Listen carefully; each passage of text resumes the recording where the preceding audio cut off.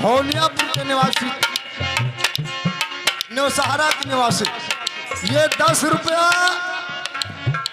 आपके लिए।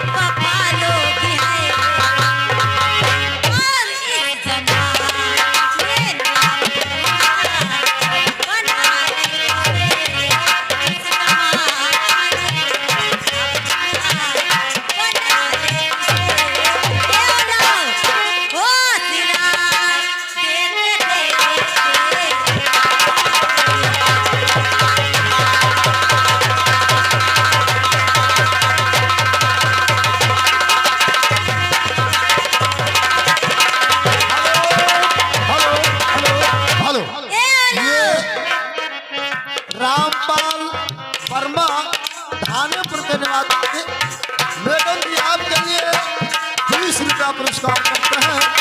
और गाने का फरमाइश कर ना सके हम प्यार का सौदा, कुछ किस्मत ऐसे कुछ थी। मैडम जी ये गाना पूर्ण करके देना और फिर इनका गाना सुना देना। ए आया